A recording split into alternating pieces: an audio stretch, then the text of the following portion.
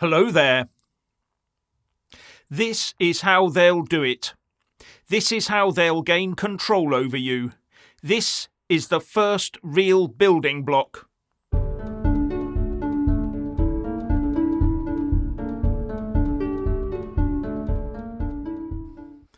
Brussels is bringing in a new system that will make everything more expensive for EU citizens.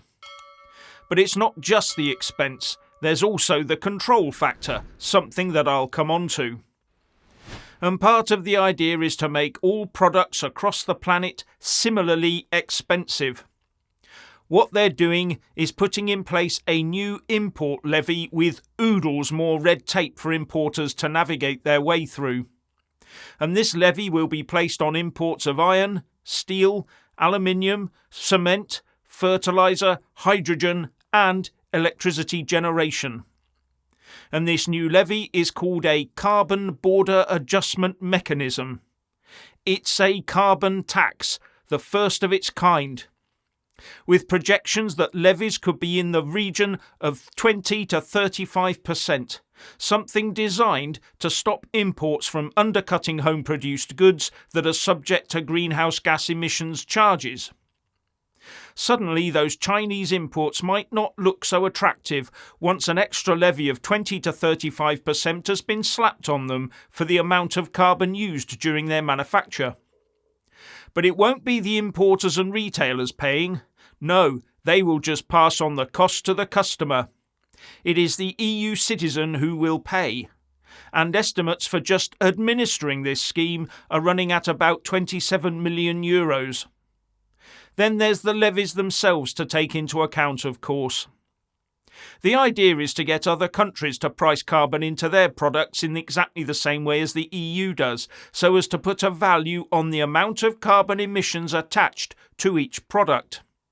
And to do that, we'll need a globally recognised system of doing so and of enforcing it. With the UK, despite Brexit, already embarking on an equivalent UK CBAM. So UK prices will go up too, and look at all the stuff we import. Now, a lot of the aforementioned goods are imported into the EU from China, and the Chinese are very concerned and have been talking to the World Trade Organization and calling out this move by the EU as protectionist. That is, disadvantaging China. But the EU says no. It will be charging both EU and external producers the same amount of money for every unit of carbon used. India is also not very happy about it. But as I said before, it will be the consumer that is paying for everything. And when all produce is labelled with a carbon value, how easy would it then be to control and limit what we individually buy? This, coupled with a central bank digital currency, would kill off all our freedoms in a very short time frame. And then how easy would it be to impose this tax on the food we eat, to account for all the chemicals involved and carbon expended on production and delivery? Rishi said there would be no meat tax. But I say there will be one within a few years or even months of this carbon import tax coming in, because of the usual mission creep. And get this, once the UK gets going with its CBAM, all that oil, liquefied natural gas and coal we will be importing once the North Sea is shut down will suddenly rocket in price. Now, the EU CBAM started a trial phase at the start of this month, but importers now have to fill all the paperwork in, with the thing going live in 2026, and prices will rise. Now, onshoring the manufacture of these goods might push prices down a bit, but it would also increase the EU's emissions overall output. They won't want to do that, but limiting your purchases will deal with that one. Richard. Rishi Sunak. Yes, the damp and unimpressive solitary pube hanging from the rear end of a hermit is gearing up for a general election.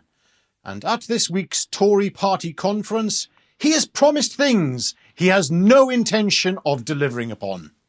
and Joe Public with their brains washed in a turd soup of mainstream media, and of course the majority of thicko pundits will lap it up. Oh yes. Oh wait. Oh, hang on, actually. Do you actually believe that Rishi Sunak is going to roll back on net zero like he has promised? The amount of rolling back on net zero by Sunak will be no more than, well, it will be actually proportional to his success at stopping the Channel crossing so far. So bear that in mind before you considering condemning the rest of us to another term of the fake Tory expression of the Uni Party. Yes, you know the party I'm speaking of there. Suella Braverman speaks out against immigration and multiculturalism. Then Rishi Sunak praises Britain's multiculturalism. It's all one big joke. Their political representation is about as welcome as a bride being caught short whilst walking down the aisle on her wedding day, leaving behind her a trail of Madras. The Tories just want to con you into voting for them so they can get back to business as usual, which is fulfilling the globalist agenda as set out by the WEF. Don't forget, this is the man who delights in the prospect of central bank digital currencies. Don't you remember Rishi Sunak and his grand unveiling about, what was it, Britcoin? That's heading our way quite soon, I believe. A total wimp he is. He even had to have his wife to introduce him at party conference with her nauseating and quite frankly creepy introduction to our unelected Prime Minister. At the end of the day, if you are serious about voting for the Lib Lab Con Uni Party, you are using up the valuable oxygen of decent people. And if you could exhale deeply and then try to inhale a little less often, it will be for the greater good, I can assure you. However, dear viewers, like your enlightened selves, I have seen through this charade, and the longer one lives and the more experience one gains, the more one understands that the political system is rigged, and it is a rigged game, and most of those that stand as politicians are working out of self-interest and against us. It is a club that you, my sunshine, are not in. Know your enemy or it will devour you. So if you are the byproduct of poor breeding between siblings and have any faith left in affecting change via the electoral system, you might as well just give up now, because it's not going to happen. There will be no change using your voting card. Whether the votes are rigged or the great unwashed are once more duped into voting for the Uni Party, it matters not. We should seriously be looking for a plan B to effect change. Now, Neil Oliver speaks about a peaceful revolution, and he is right.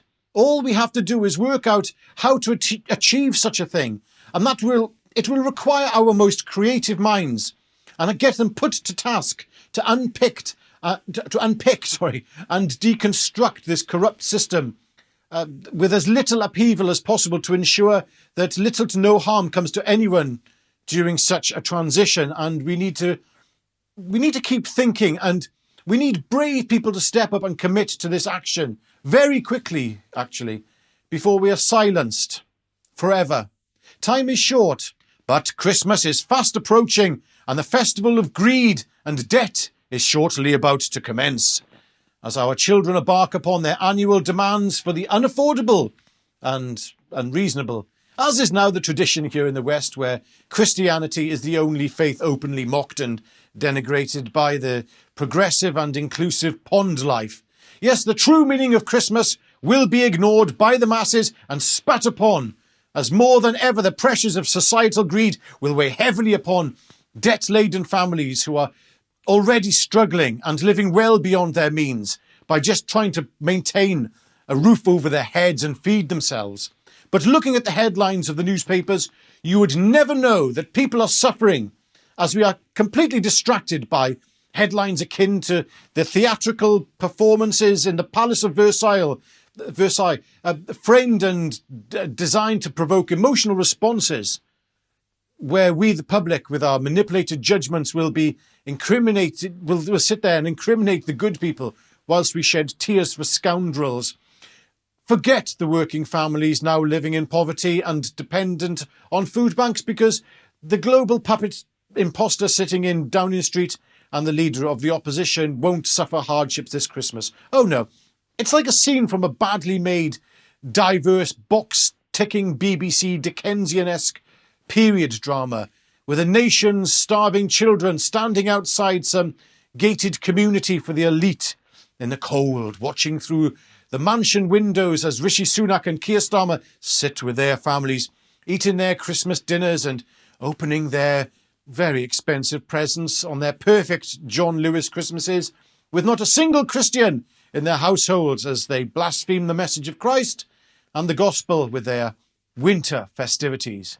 Yes, those little emaciated faces peering through the frosted windows of Sunak and Starmer's homes, dressed in their multicoloured uniforms, all identifying as that which they are not, begging to be allowed to hand over their lives to the state representatives who have indoctrinated them into utter submission and compliance. Ah, bless. Sorry. My message is this. Stop waiting for the political system to improve your lives. Stop looking towards politicians for answers. They are not working for you. They are liars. Don't fall for the charade any longer. Thank you for listening.